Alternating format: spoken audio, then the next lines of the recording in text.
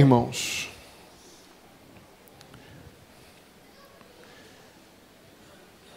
quem não fica indignado com tudo que nós estamos vendo no cenário político do nosso país? Quem em sã consciência não fica indignado com o Eduardo Cunha, os Eduardos Cunhas da vida, não é? Que, para minha surpresa, apresentou-se como evangélico esses dias. Isso piora bem a situação dele.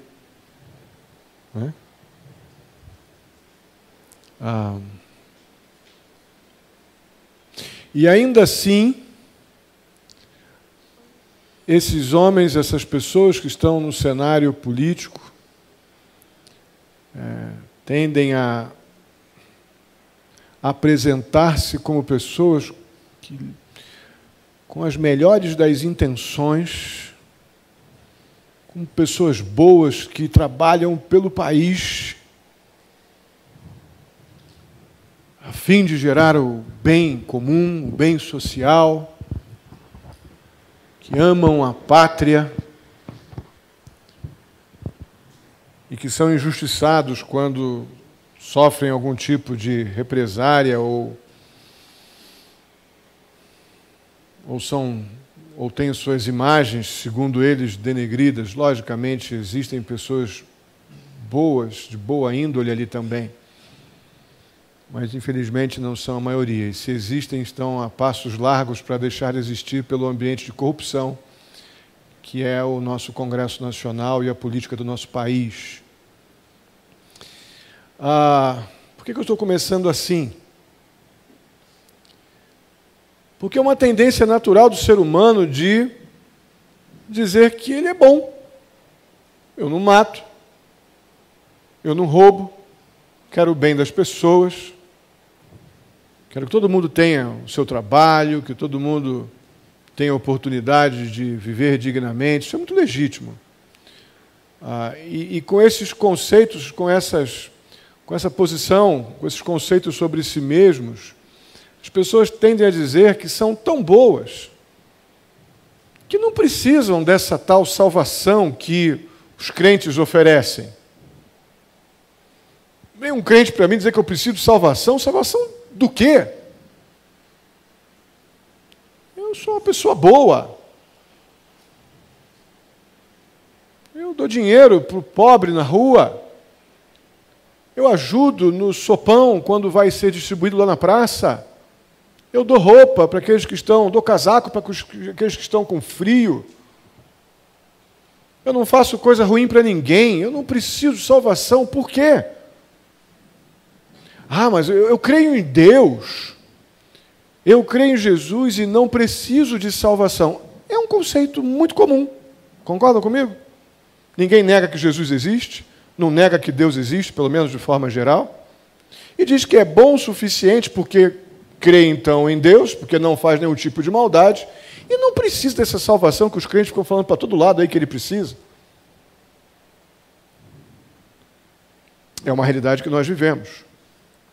É uma realidade que os fariseus ali nos dias de Jesus batiam forte, que eles eram os grandes representantes da lei, cumpridores da lei, homens bons e não precisavam de salvador algum. Eles cumpriam todos os rituais propostos pela lei, rigorosamente zelosos com todos os critérios que envolviam a lei do Senhor. Externamente eles estavam completamente, ou eram completamente intocáveis, julgavam eles. E Jesus veio para estragar a festa dessa turma.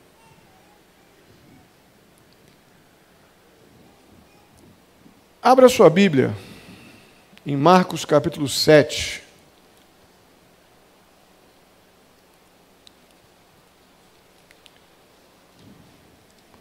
Um conhecidíssimo texto da palavra de Deus, que eu já preguei nesse texto diversas vezes, de formas diferentes, acho que hoje vai ser mais uma. Mas eu estou muito impressionado com o que tem aqui e com a correspondência tão grande que tem com os nossos dias. Eu não vi ainda, né? Fiquei fora esses dias com a igreja, com os casados. Parece que houve um atentado do Isla na França, não foi? Foi isso mesmo? Do Estado Islâmico? Eu não vi nada ainda, não tive tempo de ver ainda, depois que cheguei do retiro, não deu para nada ainda. Só para tomar banho e correr. Né? Mas é porque esses caras são bons, né? Eles matam para haver algum tipo de justiça para eles. Hitler, né, gente? Ele queria uma raça pura, super bem intencionado, com forte influência evangélica, viu? Hitler. Os grandes teólogos vêm da Alemanha, nos dias de Hitler. Cara bom daquele, querendo uma raça pura, super bem intencionado, não é? E outros. Vamos ver o que Jesus falou para essa turma. Inicialmente vamos ler dos versos 14 ao 23, depois vamos orar. Marcos 7, dos versos 14 ao 23. Jesus chamou novamente a multidão para junto de si e disse: ouçam-me todos e entendam isto. Não há nada fora do homem que, nele entrando, possa torná-lo impuro. Ao contrário, o que sai do homem é que o torna impuro. Se alguém tem ouvidos para ouvir, ouça. Depois de deixar a multidão e entrar em casa, os discípulos lhe pediram uma explicação para a parábola. Jesus responde: será que vocês também não conseguem entender? Perguntou-lhe Jesus. Na verdade, Jesus pergunta, né? Questiona. Não percebem que nada que entre no homem pode torná-lo impuro? Porque não entra em seu coração, mas no seu estômago, sendo depois eliminado. Ao dizer isso, Jesus declarou puros todos os alimentos. E continuou: o que sai do homem é que o torna impuro. Pois do interior do coração dos homens vêm os maus pensamentos, as imoralidades sexuais, os roubos, os homicídios, os adultérios, as cobiças, as maldades, o engano, a devassidão, a inveja, a calúnia, a arrogância e a insensatez. Todos esses males vêm de dentro e tornam o homem impuro. Vamos orar.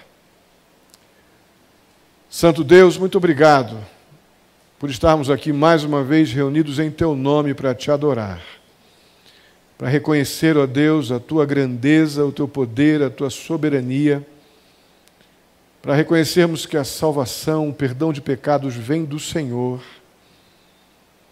E assim, ó Deus, clamarmos pela Tua intervenção em nossas vidas, em nossa história. Que o Senhor, pela Tua bondade e graça, mediante a Tua palavra, venha e afete a nossa vida, nossos corações, nossa mente, nossa vontade, de maneira que saímos daqui submissos, sujeitos ao Senhor, reconhecendo o Teu amor, a Tua justiça e desejosos de Te adorar e Te bendizer. Faz isso, eu te peço, em nome de Jesus. Fala conosco mais uma vez nessa noite, pela Tua palavra. Pedimos ao Senhor essas bênçãos no nome do Teu Filho.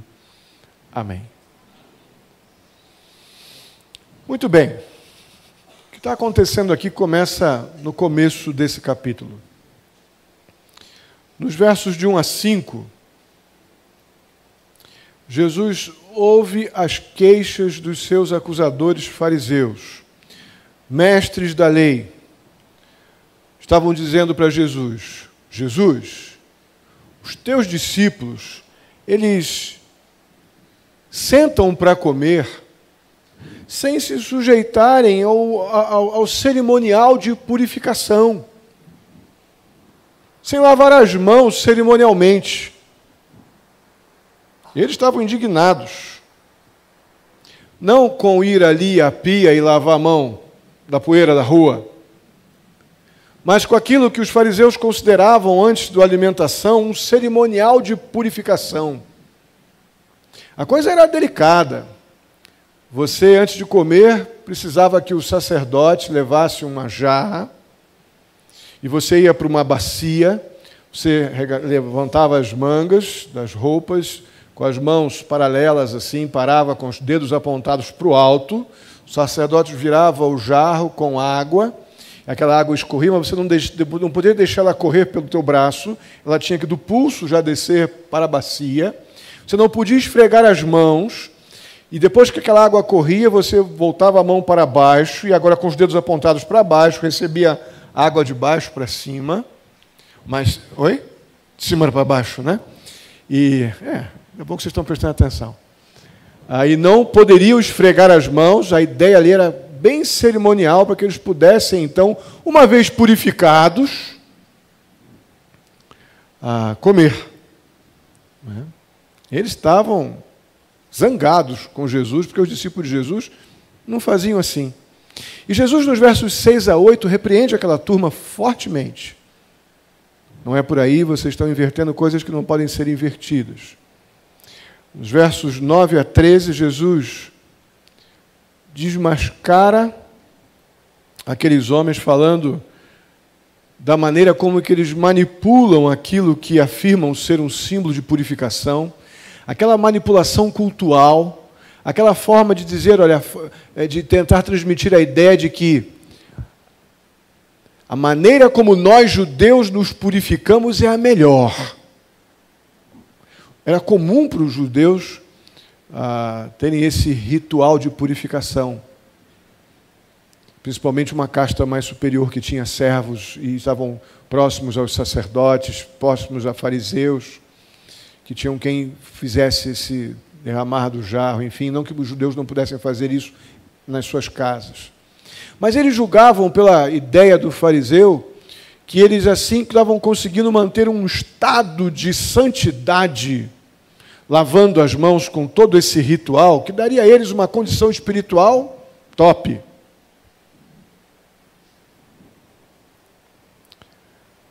E Jesus recrimina fortemente eles, dos versos 9 a 13, por estarem manipulando este cerimonial que fazia parte da lei, mas estavam manipulando, dando uma ideia de que isto daria a eles tudo o que eles precisavam, e não Cristo ou qualquer outra pessoa poderia prover esta limpeza que de fato viria de dentro para fora, e não apenas uma limpeza cerimonial externa. Lá no verso 14, Jesus chama essa turma e diz, prestem atenção. Vou falar uma coisa para vocês com bastante paciência. Aí Jesus conta uma parábola, que chega bem no centro do problema, sobre a questão da purificação. Aí Jesus diz, ouçam-me todos e entendam. Imagino Jesus dizendo, ouçam-me, Jesus olhando para você e ouça-me. Preste atenção. É o seu negócio de tremer o chão, né? Jesus fez isso. Aí ele começa a ensinar. Com este momento onde Jesus para aquele grupo, não deveria ser um grupo pequeno de pessoas, não. Ali estavam os seus discípulos e os fariseus. Ouçam-me, prestem atenção. Eu vou ensinar para vocês o que realmente é impuro. Vocês estão achando que as mãos, uma questão cerimonial, demonstra que a impureza é retirada e substituída por uma pureza cerimonial? Deixa eu mostrar para vocês o que é impuro e vocês vão ver se um jarro d'água resolve. Deixa eu mostrar para vocês de onde vem a impureza, para vocês observarem e analisarem se um cerimonial, se um ritual qualquer, manipulando a minha lei para a realidade judaica, é suficiente para resolver a questão da impureza. Enquanto que as tradições humanas afirmam que a impureza é um resultado de influências externas, isso é o que nós lidamos normalmente, não é, com essa ideia, Jesus afirma exatamente o oposto. Uma pessoa ela está impura por causa daquilo que está no seu coração. É o que diz no verso 15. O homem não está impuro porque ele pega uma gripe de um vírus que veio e entrou nele, ele ficou. Não. Ele está doente, ele está gripado. Mas impureza espiritual é o resultado do que o homem tem dentro.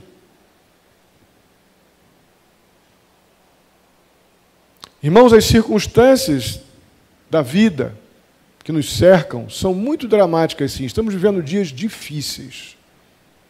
Falava há pouco na classe aqui dos casados, acima de 11 anos, né, de 10 anos, não, 11, né, até 10, de 11 para frente. O grande desafio que nós temos para vencer o egocentrismo é não permitir que esses focos de imoralidade alimentem aquilo que já está no nosso coração. Essa promiscuidade televisiva, essas situações de sexo explícito em tudo quanto é lado, qualquer horário você tem isso na televisão, qualquer horário você tem isso no banca de jornal, qualquer horário você tem isso em internet.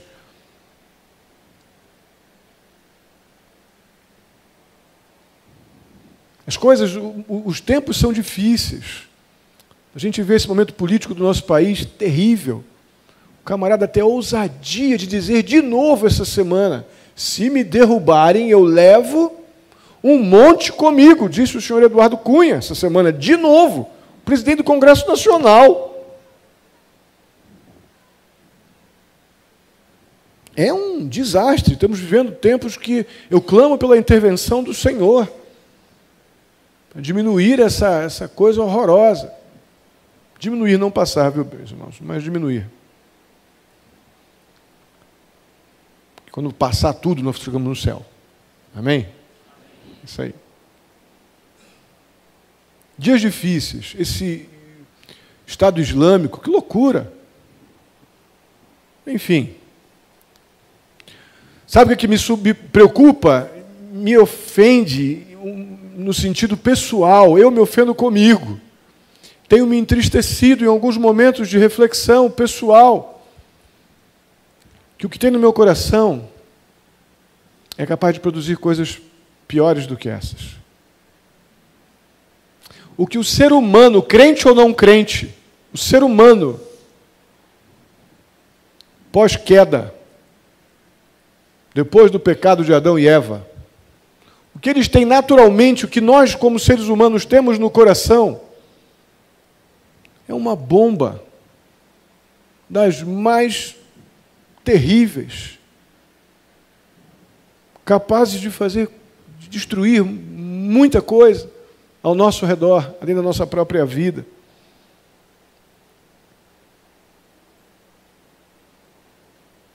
Aí as pessoas ainda perguntam: você é salvo do quê? Eu sou bom. A pergunta é: por quanto tempo?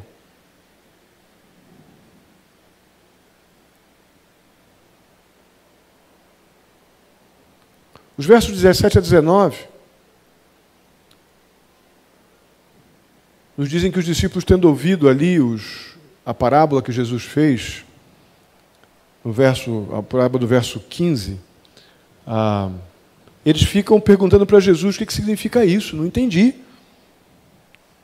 O que é isso que o Senhor está dizendo, Senhor? Eu não entendi essa parábola. Aí o Senhor Jesus dá uma resposta dura no verso 18. Será que vocês também, agora está falando para os crentes, será que vocês também não conseguem entender? Aquela judeusada lá, aqueles fariseus que não têm uma gota de temor ao Senhor, não me reconhecem como o Filho de Deus, eles estarem procurando um tipo de purificação artificial e dizer que isso é o que os mantém puro, que limpa a impureza deles, isso até é possível. Mas vocês não entenderam ainda? Não conseguem entender? Isso não veio sem razão, não. Pelo tempo que os discípulos já estavam andando com Jesus, eles já deviam entender as coisas melhor. Isso me assusta, porque pelo tempo que eu tenho de vida cristã, pelo tempo que você tem de vida cristã, pelo tudo que você já ouviu e tem aprendido, já era para a gente ter aprendido algumas coisas a mais, já era para a gente estar reagindo melhor a essas inclinações pecaminosas. E como falamos aqui ainda há pouco, em vez de ficar botando a culpa nos outros pelas minhas decisões pecaminosas, eu procurar o foco de pecado no meu próprio coração e confessá-lo, me arrepender e confessá-lo.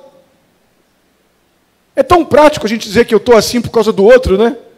Eu estou assim porque ele falou assim comigo, eu estou assim porque ele fez cara feia, eu estou assim porque ele não me isso ou não me aquilo.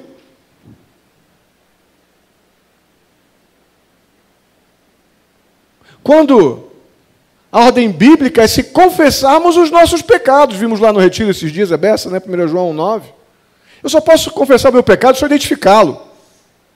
Então, ao invés de dizer que o meu problema é o outro que está causando, eu vou procurar no meu coração o foco do pecado e vou botar nome nele. O nome disso é arrogância. O nome disso é vaidade, é orgulho. E aí vou confessar isso ao Senhor, vou me arrepender e confessar. E aí eu recebo o perdão, a real purificação, se confessarmos os nossos pecados. Ele é fiel e justo para nos perdoar os pecados e nos purificar de toda injustiça ou impureza.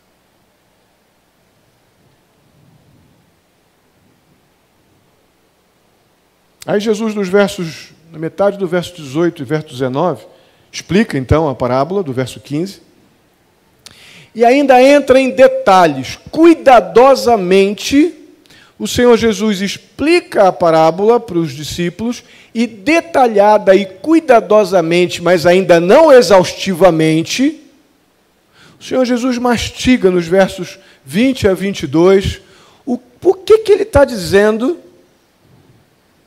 que o que está dentro é o que contamina e o que está fora pode nos fazer pegar uma gripe, mas não causa o dano espiritual que aquilo que está dentro causa.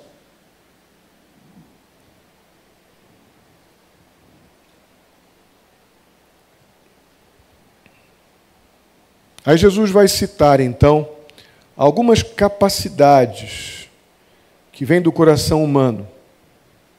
Capacidades essas potencialmente poderosas para contaminar o homem todo. E que não tem lavagem de cerimonial de mão que resolva. O que seria isso na prática, irmão? Eu fui à igreja. Eu fui na igreja hoje. Então estou purificado.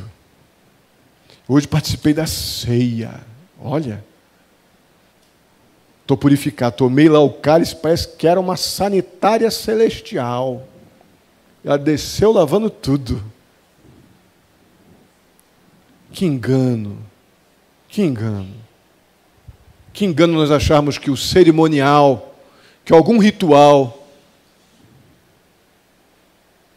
humano, manipulado pelas nossas carnalidades, boas intenções, talvez sinceras, mas completamente erradas. Quando julgamos que podemos resolver o nosso problema de alma, do nosso coração, com manipulações cerimoniais.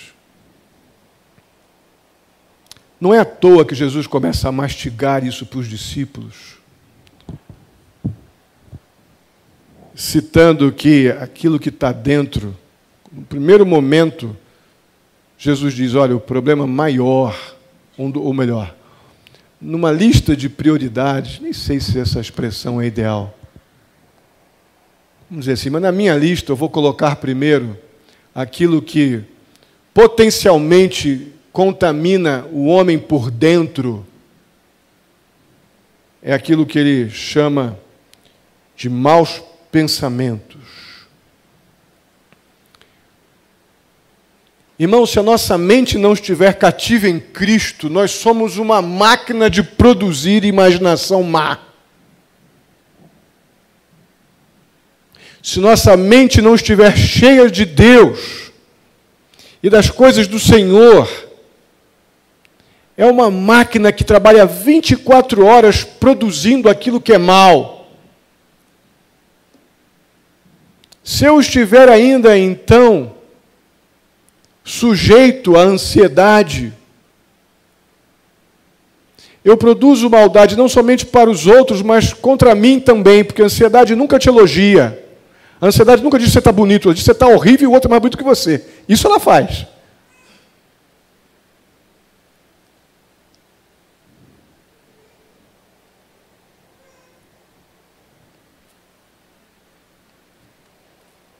Tiago capítulo 1, versos 14 e 15, vai dizer lá que o pecado, depois de produzir o mau desejo, ele concebe.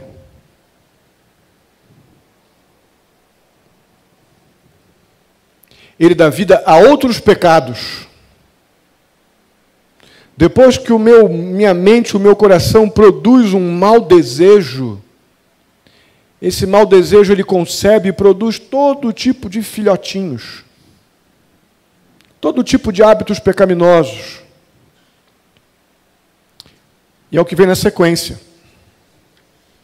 Os filhotinhos dos pensamentos maus, da imaginação má, da mente dividida. Tenho um pouquinho de Deus quando vou na igreja, mas passo mais tempo no mundo, então tenho um pocão do mundo.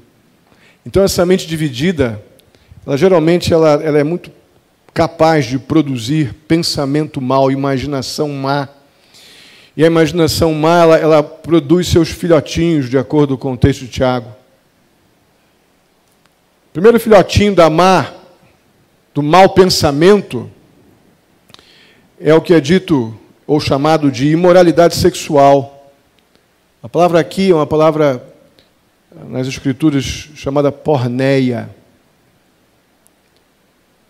que geralmente ela é traduzida para a nossa língua por fornicação. É um termo bastante genérico que inclui todo tipo de imoralidade sexual. Então, o primeiro filhotinho da mente corrompida, está tudo dentro, viu, gente? Está tudo dentro da gente, do ser humano. Mas Jesus está falando para os discípulos isso. Então, depois da mente contaminada, da mente produzindo mau pensamento, o primeiro filhotinho que ela produz é a imoralidade sexual. Todo tipo de imoralidade sexual. Só para ajudar no entendimento, eu vou afetar um pouquinho a ordem do texto. E vou colocar aqui na sequência, depois da imoralidade sexual, tudo dentro, hein, gente? Vem o adultério. Aí já é um termo mais restrito, indicando, então, a realidade do relacionamento sexual envolvendo a infidelidade conjugal. Então, a mente corrompida, ela produz esse pensamento mau, ela produz o desejo da infidelidade.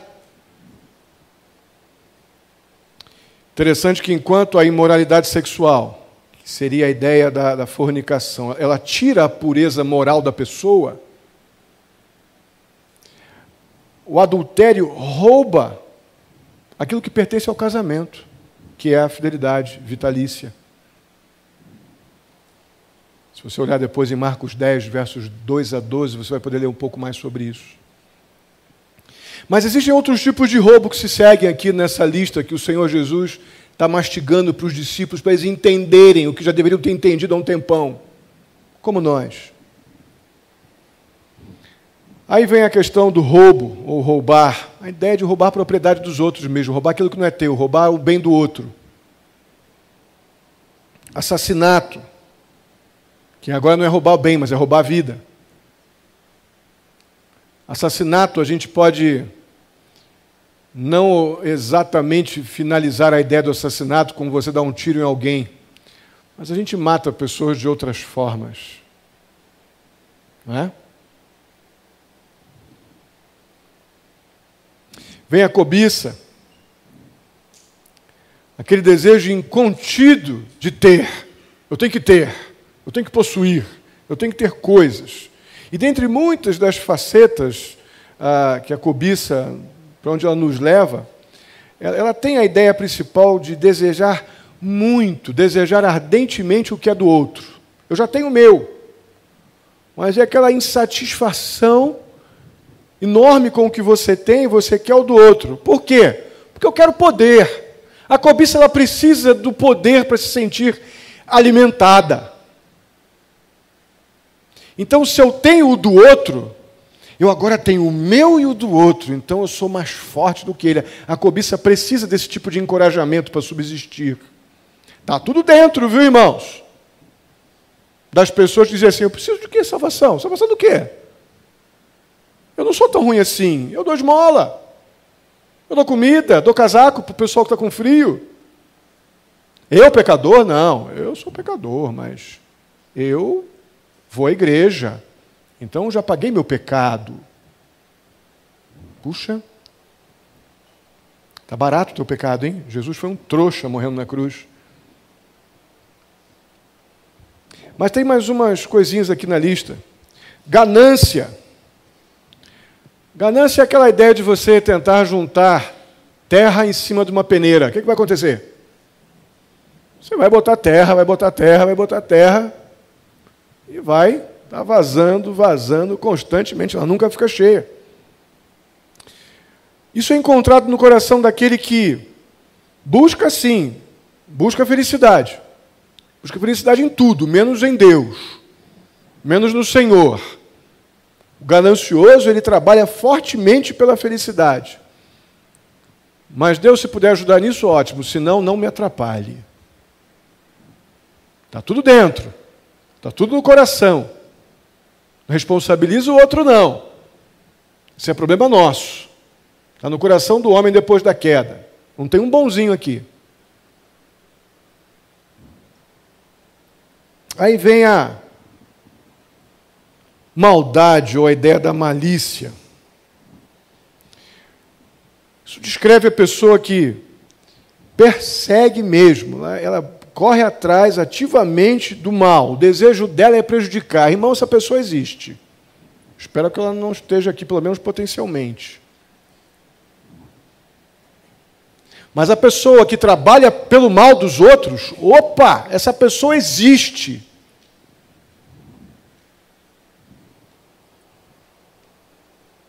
Às vezes está mais perto de nós do que a gente pode pensar. Se a gente pensar num ser que trabalha pelo mal, a gente pode pensar em Satanás, não pode? Então, o ser humano tem o potencial de querer o mal do outro como o diabo.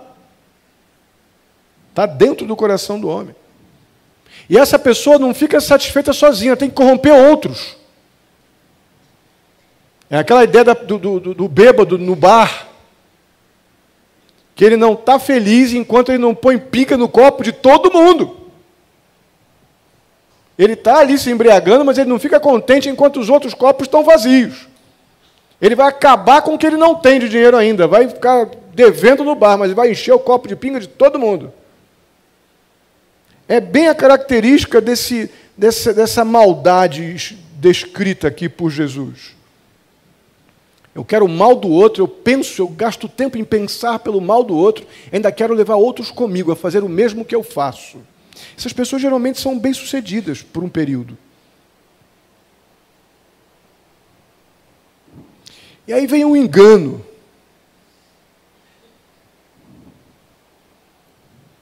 O enganador é aquele que cria armadilhas. Tudo dentro da ideia do pensamento mal. A pessoa que fica imaginando o mal, trabalhando pelo mal, ela está pensando, e todos os filhotinhos são esses aqui. Os frutos do mau pensamento. Agora é o engano. A pessoa fica ali na sua produção de maldade, tentando criar todo tipo de armadilha para os outros. Essa palavra engano aqui, literalmente, é a palavra dolo. Aquele proceder ardiloso, aquele proceder matreiro, enganoso, traiçoeiro. Temos essa capacidade. A Bíblia, o Senhor Jesus está dizendo para os discípulos, isso está dentro. Não vai adiantar ir lavar a mãozinha com o dedinho para cima, lavar a mãozinha com o dedinho para baixo, vai limpar por fora, mas o problema está dentro. Esses vocês não têm como jogar a aguinha do vaso, não.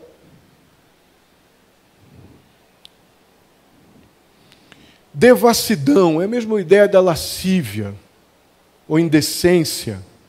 É a mesma ideia no campo semântico. A pessoa lasciva, ela cinicamente, ela deseja, ela desafia fazer explicitamente, às vezes até abertamente, qualquer coisa que seus desejos devassos, insolentes requeram. A pessoa lasciva, ela pensa lascivamente, ela pensa devassidão. Por isso que é uma loucura, irmãos, nós não encontrarmos ferramentas, uma disciplina espiritual, uma disciplina moral, para não nos determos diante de situações que alimentam a capacidade da devassidão que nós temos, que o ser humano tem dentro. É uma loucura eu jogar, como eu comentei na classe mais cedo. Então, um negócio pegando fogo. Aí você olhou para um lugar assim, você viu um líquido, mas não tomou cuidado para ver que tipo de líquido era aquele. Aí você vai loucamente e joga sobre o fogo, só que era gasolina. O que vai acontecer se jogar gasolina no fogo? É uma loucura você, sabendo que tem essa capacidade, fruto do mau pensamento, que todos nós lidamos com isso, dentro do nosso coração, e chegar e nos expor a essas coisas loucas que vemos na nossa cultura corrompida, prostituída. Alimentar ou tentar ser espiritual lavando mãozinha no vaso ou tentar lidar com a devassidão do nosso coração com gasolina. Não vai funcionar, não. E aí vem uma outra qualidade do mal, fruto do mau pensamento, que eu creio que nós não temos esse problema, mas é a inveja.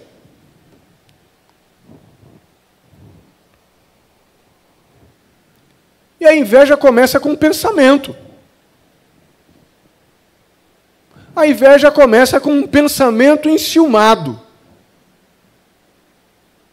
Eu começo a não dormir mais. Porque eu já olho para aquela situação, para aquela pessoa, para aquela circunstância, com um desejo, um fogo na alma, de por que ela tem e eu não tenho. Por que ela é e eu não sou. Por que ela faz e eu não faço? Que coisa louca isso.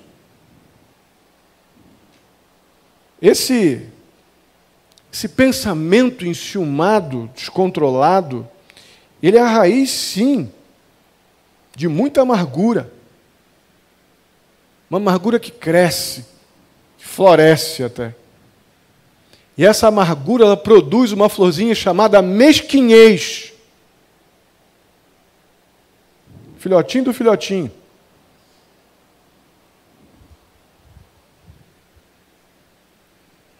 E essa pessoa que tem essa característica potencializada, já explícita, ela faz mal para os outros, sim, ela causa muito problema para os outros.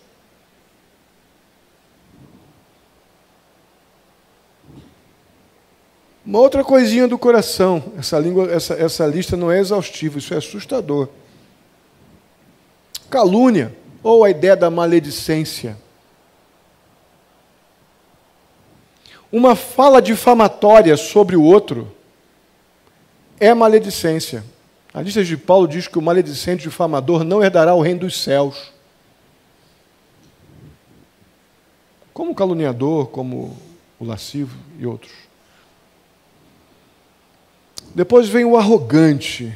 Esse é o campeãozão. Mais conhecida arrogância, ela é mais conhecida como soberba. Literalmente, o soberbo é aquele que quer estar por cima sempre, ele quer vencer sempre.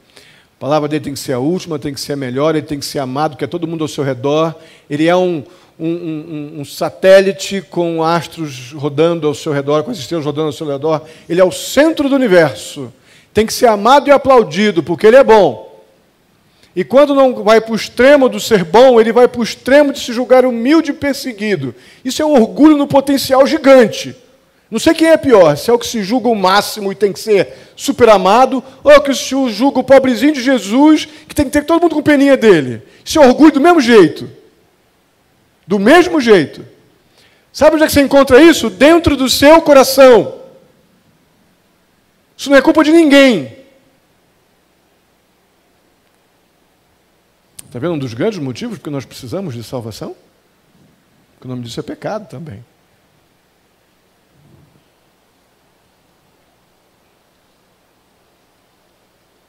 O arrogante ele tem o potencial de desprezar os outros. Isso é um drama. Isso nos coloca na contramão do princípio que Deus estabeleceu quando criou o homem com a sua imagem e semelhança, que nós devemos servir ao outro, o princípio de Efésios 5, 21, né? Servir um ao outro em temor ao Senhor, ou por temor ao Senhor. O arrogante ele está impossibilitado disso. Porque até quando ele serve, ele tem a intenção de ser servido em dobro. Isso é um drama. Não é à toa que Tiago capítulo 4, 6 diz que Deus resiste ao quem? Ao soberbo. Deus resiste ao soberbo. Já imaginou Deus te resistindo? Já teve aquela brincadeira de você pegar a pessoa menor que você, ela vir correndo na tua direção, e você só pegar a cabeça dela assim, ela tentar te... E você fica assim? Já brincou com aquilo? Pegar o menorzinho que você para tirar onda? E ele fica tentando bater e não consegue. Agora, eu penso nessa ideia, quando eu tento relacionar a ideia de Deus resistindo a mim. Deus resistindo a mim. E eu tentando. Isso nunca vai acontecer, eu nunca vou me aproximar dele. Que é a coisa mais triste para o homem do que aquele de eu ter Deus como o supridor da minha alma, o meu salvador, e a minha arrogância, a minha soberba, em vez de eu me aproximar de Deus como um pecador confesso e arrependido, eu tento me aproximar de Deus como alguém que é bom e está sendo injustiçado por alguma forma. Aí Deus põe a mão assim, olha, eu resisto a você. Isso é uma linguagem altamente figurada, Deus botando a mão, não é? Mas é uma forma de nós visualizarmos essa impossibilidade que a arrogância gera no meu relacionamento com Deus, de quem eu tanto dependo. Uma loucura. Por falar em loucura, a última expressão que o Senhor Jesus usa para os discípulos, insensatez e loucura. Irmãos, não estamos falando de nenhum tipo de debilidade mental, não. Nada disso. A debilidade é moral. A debilidade moral é que nos faz fazer e pensar coisas loucas. Lá em Provérbios, o insensato é aquele que não conhece e não deseja conhecer a Deus. Que coisa louca, o Senhor Jesus fala isso para os seus discípulos. Mas Jesus está dizendo, isso está no coração de todos os homens. Vocês, discípulos, já deviam entender isso há mais tempo. Todos os homens têm esse potencial aqui, para isso tudo. Mas vocês, crentes no Senhor Jesus, que estão ouvindo a palavra do Senhor, que vêm adorar, que vêm cantar, que levantam as mãos, que dizem que me amam e me servem, vocês já deviam ter mais cuidadosos com isso. Em vez de achar que cerimoniais ou rituais resolvem o nosso problema de impureza.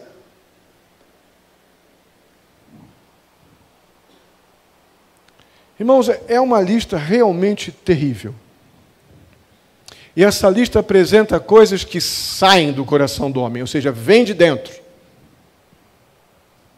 Isso aí que é o grande problema. Eu creio que é daqui que vem aquela expressão que diz que a cobra, se ela se morder, ela morre com o próprio veneno. Já ouviram um negócio desse? Que a cobra pode morrer com o seu próprio veneno? Até uma pessoa ou outra, né, que se ela se morder, ela vai morrer com o seu veneno? É algo que parece meio louco, mas como passou a fazer sentido na minha cabeça quando eu ouvi o Senhor Jesus dizer para os discípulos: isso aí que vocês têm dentro, quando sai, contamina vocês mesmos. Vocês têm um veneno dentro, o pecado é um veneno tão mortal, que quando sai, contamina vocês. Vocês estão preocupados com os vírus que estão no ar? Estão preocupados com a sujeira para lavar a mão? Tem que lavar a mão por causa da sujeira da rua para comer? Esse cerimonial, esse ritual, a aparência. Vocês já viram foto de Facebook, alguém tirar? Tem até uns doidos que fazem isso, mas a maioria vai tirar foto de Facebook, o que faz? Não é? Você não vê lá uma pessoa, estou morrendo, aí coloca no Facebook. O que está pensando? Estou morrendo. Você não faz isso. Você ri, você mostra ali um momento, pelo menos a cara de felicidade, não é? A gente julga que pode manter esse tipo de relacionamento com Deus.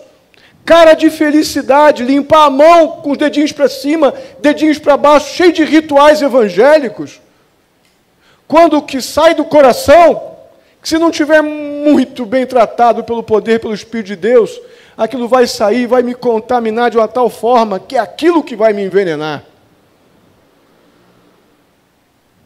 É o pecado que nos destrói. E normalmente o que está dentro. É o que Jesus está tentando fazer os discípulos entenderem. A gente precisa reconhecer que essa lista, ela, apesar de não ser completa, ela retrata realmente, e talvez até fielmente, o mal que há no coração do homem. E o motivo pelo qual o homem precisa de Jesus. A nossa capacidade de autoenvenenamento é uma coisa impressionante. Se eu não manter o que tiver dentro do meu coração totalmente afetado pela obra da cruz, pelo sangue que foi derramado pelo Filho de Deus, para que essa característica mortal e pecaminosa que está dentro de nós, para que ela não saia e me envenene,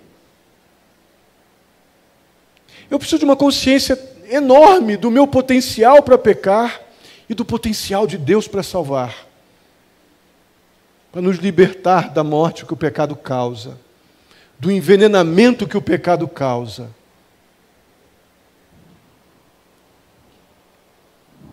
Esses males não podem ser corrigidos ou aplacados com frases feitas, com algum tipo de obra humana, carnal e temporária. A única forma de aplacar essa capacidade do mal que faz parte da natureza do ser humano, a única coisa capaz de fazer isso é o que Cristo fez na cruz pelos nossos pecados. Caso contrário, irmãos, você vai continuar achando que você, na sua sinceridade, está resolvendo todos os seus problemas de pecado, mas continua se autoenvenenando e ainda causando mal a tanta gente ao teu redor. Tudo por achar que você não é tão ruim assim e que não precisa do que Deus já fez por nós através de Jesus. A Bíblia diz que tudo isso vem de dentro do coração, nos versos 20 e 21. E o único remédio para essa realidade, desse veneno, o único antídoto para o veneno que tem na nossa realidade humana, é o sangue de Cristo. Eu vou, junto com vocês, citar o texto que eu tenho citado esses últimos dias. 1 João 1,9. Se você não sabe de cor, abra aí na sua Bíblia, não está em slide não. 1 João 1,9. Diz lá: se confessarmos, vamos abrir juntos. Quem não tem aí de cabeça.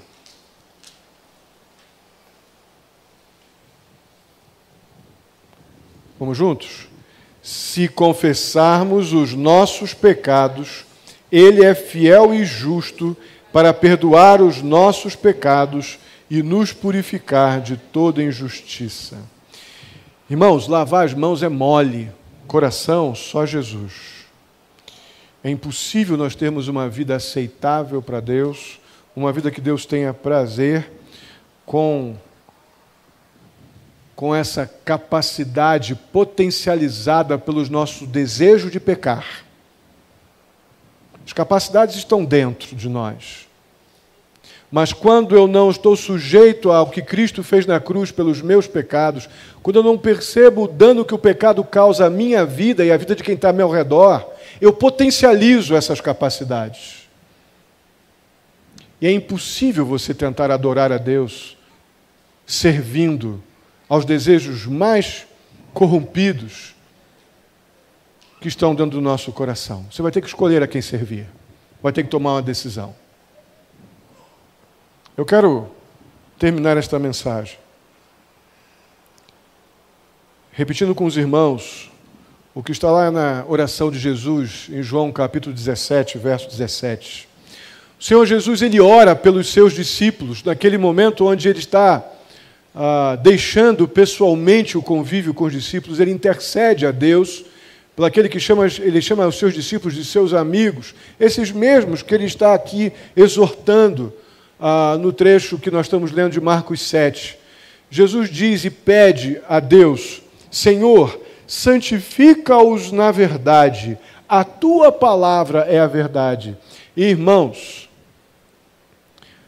santificação na Bíblia é o sinônimo de separação do pecado.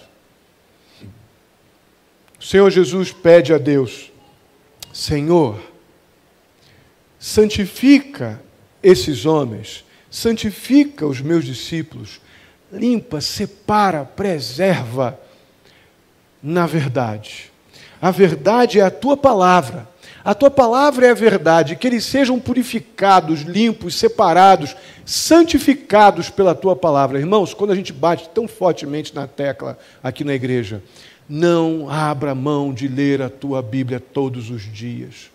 Não abra mão de ter o teu tempo de oração, ter o teu tempo de devocional diária.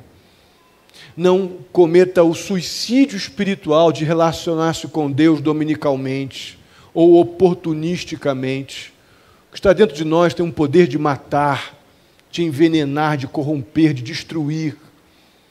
E não tem jeitinho, não tem manipulação ritual que resolva o nosso problema de pecado. O nosso problema de pecado foi resolvido por Deus, entregando Jesus na cruz para morrer por pecadores.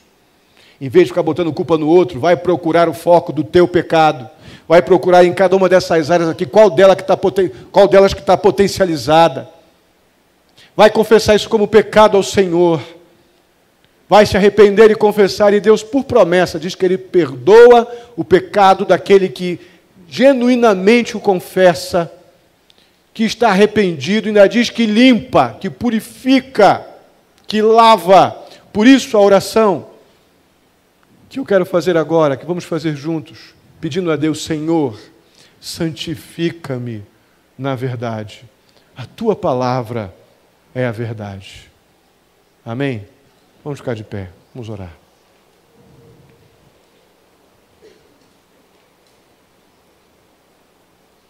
Santo Deus, muitíssimo obrigado, ó Pai, porque diante de um cenário de mundo onde está todo mundo se achando bom,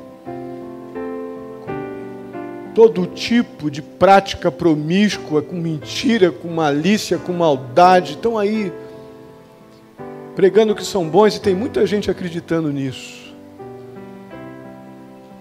As pessoas continuam acreditando que não precisam de Jesus, porque podem resolver o seu problema de pecado. Ó Pai, o Senhor mostrou aos teus discípulos que não tem ritual humano nenhum que resolva o nosso problema de pecado. O pecado está dentro, é mau, é perverso, tem capacidades terríveis, que se não for, ó Deus, o nosso quebrantamento diante do que Cristo fez na cruz, essas coisas vão nos dominar, vão nos matar, vão nos envenenar, vão estragar a nossa vida e das pessoas ao nosso redor. Ó Deus querido, que haja confissão de pecados em nome de Jesus agora. Que haja rendição diante do Senhor. Que haja um profundo e honesto: eu desisto de fazer as coisas do meu jeito. Eu desisto de tentar resolver esse problema de pecado com algum tipo de ir à igreja, fazer alguma coisa para Deus, falar bonitinho. Ó Pai, que haja um honesto eu desisto aqui agora. E que haja uma rendição aos pés da cruz. Que haja uma dependência completa do sangue de Cristo que foi derramado na cruz por pecadores. Para que possa haver então, através do arrependimento, da confissão de pecados, esse lavar regenerador que há em Cristo Jesus através do sangue do Teu Filho. Ó Deus, nos ajuda, ó Pai, a orar, a clamar como o Senhor Jesus clamou ao Pai. Santifica-os na verdade. A Tua palavra é a verdade. Ó Pai Santo, em nome de Jesus, que sejamos santificados, separados, lavados pela Tua palavra que vai nos conformar à Tua vontade a cada dia. A Tua palavra que vai renovar a nossa mente, ó Pai, e vai impedir, ó Pai, que essas carnalidades sejam potencializadas, que a nossa mente pare de produzir aquilo que não provém do Senhor, aquilo que não é santo, aquilo que não coopera para a Tua glória, para o Teu reino, que nossas mentes parem, ó Pai, de produzir maldades e passem a produzir, ó Deus, aquilo que revela a Tua glória, o Teu senhorio em nossas vidas. Eu clamo a Ti pela vida de cada um aqui, ó Pai, que saímos daqui determinados, ó Pai, a estarmos sendo santificados pela Tua palavra. A Tua palavra é a verdade. Assim eu te peço, ó Pai, leva-nos em segurança para casa, nos conduz nessa semana debaixo da Tua poderosa e justa mão, dá-nos sabedoria e discernimento em nossas decisões, que possamos, em tudo que fazemos, que falamos, que possamos estar dependentes do Senhor e do Teu Espírito, ó Pai. Muito obrigado, eu te agradeço pela vida de cada um aqui, no nome santo de Jesus. Que a graça do nosso Senhor e Salvador Jesus Cristo, o amor de Deus, nosso amado Pai, a comunhão e a consolação do Espírito Santo esteja sobre a vida de cada um de vós, queridos e amados irmãos, hoje e até a vinda do nosso Senhor Jesus Cristo. Amém e amém. Deus os abençoe. Podem sentar. Tenha seu tempo de oração.